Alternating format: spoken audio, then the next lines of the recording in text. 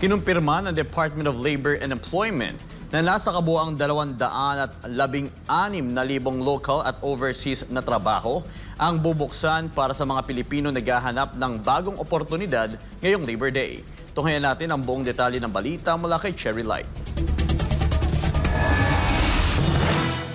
Bilang bahagi ng pagdiriwang ng Labor Day ngayong taon, magsasagawa ang Department of Labor and Employment o DOLE ng mga job fair sa 69 na lugar sa buong bansa. Mahigit 2,200 kumpanya ang kalahok at mag-aalok ng mahigit 216,000 oportunidad sa trabaho. Sa bilang na ito, mahigit 180,000 ay mga lokal na bakante, habang mahigit 34,000 naman ang mga overseas job opening. Nangunguna ang National Capital Region na may higit 63,000 alok na trabaho. Sinundan ng Central Luzon na may 32,000, Calabar Zone na may mahigit 18,000, Western Visayas na halos 18,000 at Zamboanga Peninsula na may mahigit 13,000 oportunidad. Kasama sa mga industriyang may pinakamaraming bakante ang manufacturing, retail, business process outsourcing, accommodation at food service,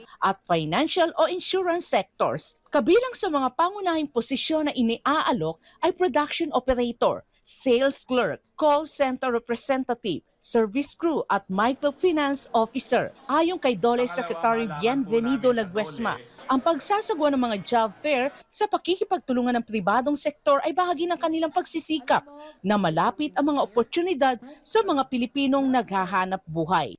Meron din kaming binabalangkas na job fair na nakatuon naman sa mga graduates ng senior high school. Dalawa po ang layunin nun. Una po ay mabigyan sila ng pagkakataon sa hanap buhay.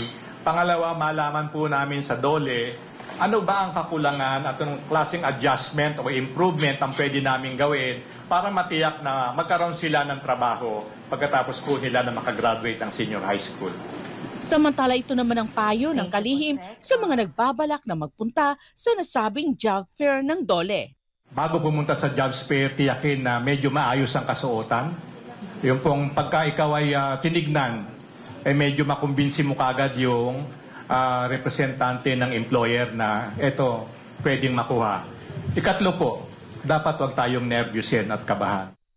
Para sa karagdagang impormasyon tungkol sa Labor Day Job Fair activities, maaaring makipag-ugnayan sa pinakamalapit na Public Employment Service Office, regional at field offices ng DOLE o bisitahin ang kanilang mga opisyal na website at social media pages. Para sa Diyos at sa Pilipinas kung mahal, Cherry Light, SMNA News.